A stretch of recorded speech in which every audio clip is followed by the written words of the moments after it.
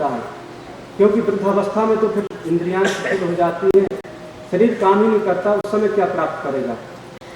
इसलिए परमात्मा को प्राप्त करना है, उनकी भक्ति करना है तो कुमार अवस्था से ही प्रारंभ करना होगा। इसलिए तुम लोग सब लोग इस आसुरी विद्या को त्याग दो और जो मैं उपदेश करता हूँ उसको ग्रहण करो। उपदेश किया प्रहलाद जी ने सुंदर भागवत धर्म का, भक्तों के लक्षण बताए, किस प्रकार से परमात्मा की भक्ति करनी चाहिए। उन सब ने कहा प्रहलाद बहुत समय हो गया है, अब थोड़ा खेल कूद हो जाए, क्योंकि मन थोड़ा उचटने लगा है हमारा। प्रहलाद ने कहा खेलना ही है तो जो मैं खेल बताता हूँ उसको खेलो सब लोग। और प्रहलाद जी ने किसी के हाथ में करताल, किसी के हाथ में वीणा और किसी के हाथ में झांझ दे दिया, ढोलक दे दिए और सभी लोग मिलकर सुंदर कीर्तन करने लगे। आइए हम लोग भी प्रहलाद जी के साथ मिलकर के कीर्तन करते हैं। मुझे चरणों से लगा ले मेरे श्याम मुरली वाले, मुझे चरणों से लगा ले मेरे श्याम मुरली वाले, मुझे चरणों से लगा ले मेरे श्याम मुरली वाले, मुझे चरणों से लगा ले मेरे श्याम मुरली वाले।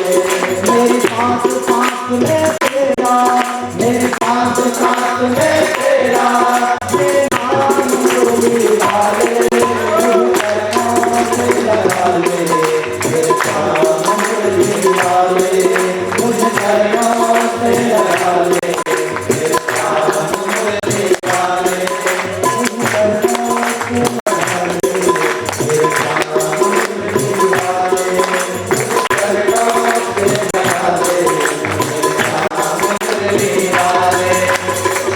भक्तों की तुमने कहा विपुला है सारी, भक्तों की तुमने कहा विपुला है सारी, मेरी दुआएं खाने, मेरी दुआएं खानो आगे बिहारी। हाँ बिगड़े बनाए तुमने, तो बिगड़े बनाए तुमने, हमारे काम मुरली वाले, मुझे चरणों से लगा ले मेरे श्याम मुरली वाले, मुझे चरणों से लगा ले मेरे श्याम मुरली वाले।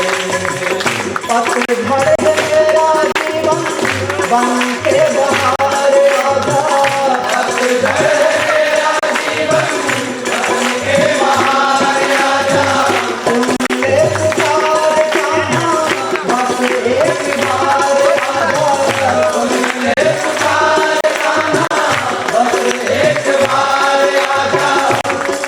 बेचैन मन के तुम ही, बेचैन मन के तुम ही, आराम मुरली वाले, मुझे चरणों से लगा ले मेरे श्याम मुरली वाले, मुझे चरणों से लगा ले मेरे श्याम मुरली वाले।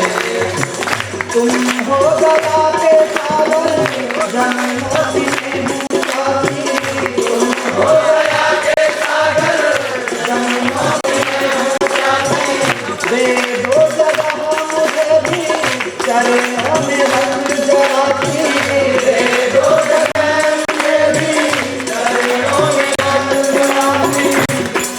ओ सुबह तुम ही तुम हो, हाँ सुबह तुम ही तुम हो, मेरे श्याम मुरली वाले, मुझे चरणों से लगा ले मेरे श्याम मुरली वाले, मुझे चरणों से लगा ले मेरे श्याम मुरली वाले।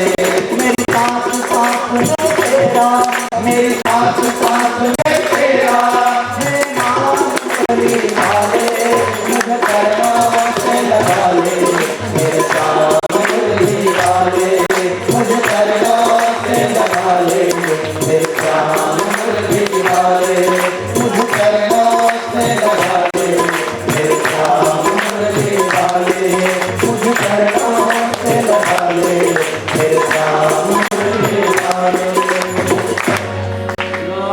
लाल की जय।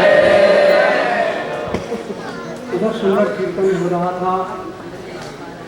प्रहलाद जी ने सुंदर उपदेश किया अपने मित्र बंधुओं को। मदानन्नत को मेज्या नशोचन बताने क्या ये थे मर्या भक्तर हरि विलंबन। कमल भक्ति का उपदेश किया। किस प्रकार परमात्मा के प्रति अहित की भक्ति करना चाहिए, कोई हेतु नहीं रखना चाहिए, कोई कारण नहीं रखना चाहिए। सभी लोग प्रसन्न हो गए। जब इन गुरुपुत्र ने जाकर के बता दिया हिरण्यकश्यप से कि प्रहलाद इस समय इन बालकों को भी भड़काने लगे हैं। हिरण्यकश्यप बड़ी सेना लेकर के आया और डांटने लगा और ले जाकर के महल में उनको बंद कर दिया। अनेक प्रकार की महाभियातना की, फिर भी जब किसी प्रकार से अनिष्ट नहीं हुआ तो राज दरबार में उसको बुलाया गया। हिरण्यकश्यप ने कहा, हे दुर्विनीत मंदात्मन कुलभेद कराधमा स्तब्धम मच्छासनोद्भूतम नेसे स्वाप्ययनक्षयम्। तू किसके बल पर ये सब कर रहा है? तुझे किससे शक्ति प्राप्त होती है?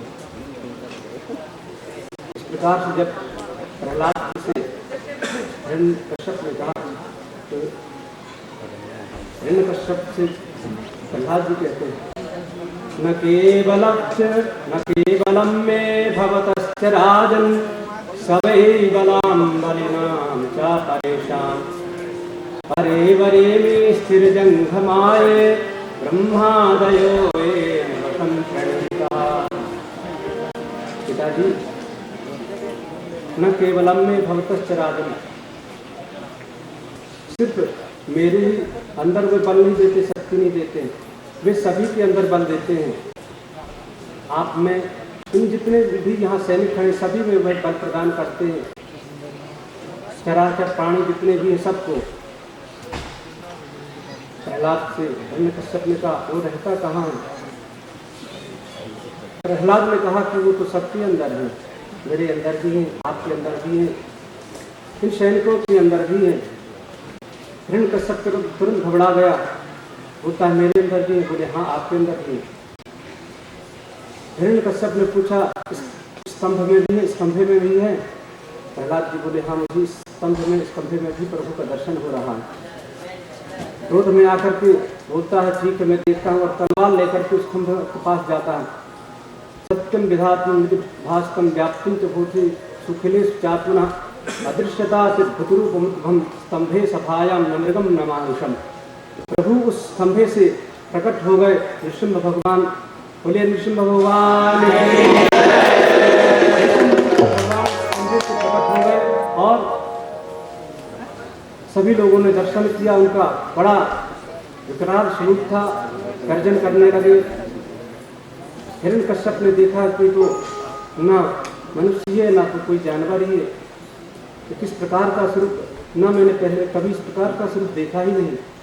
बड़ा आश्चर्य में पड़ गया। भगवान तुरंत उसके पास जाते हैं, तुरंत अपना शस्त्र संभाल लेता और दोनों में होने लगा। प्रभु ने खेल खेल में ही उसको पकड़ा और ले जाकर के द्वार पर उसको बैठा लिया, अपने गोदी में रख लिया और उसको मारने लगे। हिरण्यकश्यप ने कहा, आप मुझे इस प्रकार से नहीं मार सकते, क्योंकि मैंने ब्रह्मा से बहुत से वरदान प्राप्त किए। प्रभु ने कहा, तुमने कौन सा वरदान प्राप्त किया? हिरण्यकश्यप ने कहा, पहला मैंने तो यही वरदान किया है कि मैं आपकी सृष्टि में जिसको भी आप बनाते हैं उसके द्वारा मेरी मृत्यु ना हो। भगवान ने कहा कि ब्रह्मा की सृष्टि से हम परे हैं और ब्रह्मा को भी हम ही बनाते हैं, इसलिए उनकी सृष्टि से हम बाहर हैं। प्रहलाद ने कहा, हिरण्यकश्यप ने कहा कि मैंने ये भी वरदान प्रभु से मांगा था कि मैं ना तो दिन में मरूं और ना रात्रि में। भगवान ने कहा, तुम बताओ ये दिन है कि रात है? हिरण्यकश्यप ने कहा, ना तो ये दिन है ना रात्रि है, अर्थात ये तो गोधूली बेला, सायंकाल की बेला है। हिरण्यकश्यप ने कहा, मैंने ये भी वरदान मांगा था कि ना मैं शस्त्र से मरूं ना अस्त्र से। प्रभु ने कहा, ना तो मेरे पास कोई शस्त्र है और ना मेरे पास कोई अस्त्र है, मैं अपने नाखून से तुमको मारूंगा। प्रकार से अपनी मुक्ति का साधन न देख करके हिरण्यकश्यप ने कहा, मैंने ब्रह्मा से भी वरदान मांगा था कि मैं 12 माह में से किसी में मेरी मृत्यु न हो। प्रभु ने कहा कि मैंने 13वां मास जो मलमास बनाया है वो विशेष करके तुम्हारे लिए ही बनाया है। और इस प्रकार से प्रभु ने देखते देखते उसके हृदय को विदीर्ण कर दिया और उसकी हड्डी को अपने गले में धारण कर लिया। प्रभु ने परीक्षित ने पूछा, प्रभु हिरण्यकश्यप की हड्डियों को प्रभु ने क्यों धारण किया? बोले, जिसके द्वारा प्रहलाद जैसे पुत्र का जन्म हो उसकी हड्डियों को अपने गले में धारण ही करना चाहिए। ऐसे सुंदर भक्त का जिसने जन्म दिया, भक्त को जन्म दिया, परंतु भगवान का जो क्रोध है शांति नहीं हो रहा। गर्जन कर रहे हैं बड़े जोर जोर से। ब्रह्मा जी, शिव जी, इंद्रदेव सभी देवता आकर के स्तुति कर रहे। भगवान के पार्षद भी आए तो भी कोई भी न मना सका उनको। तब माता लक्ष्मी को बुलाया गया। साक्षात श्री प्रेषिता देवी अदृष्ट्वा सुतपूर्वत्वात् सानुप्रियाय शंकिता।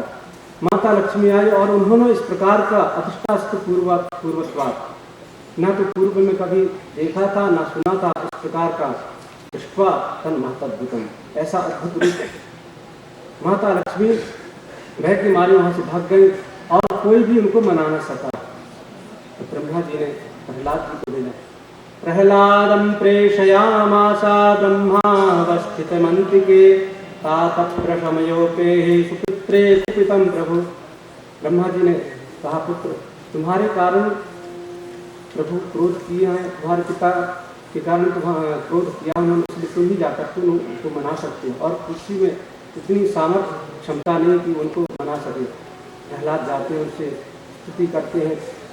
ब्रह्मा दया सर्वनामयो सिद्धा सत्विकान हृदय वत्साम प्रवाहि नारादितुम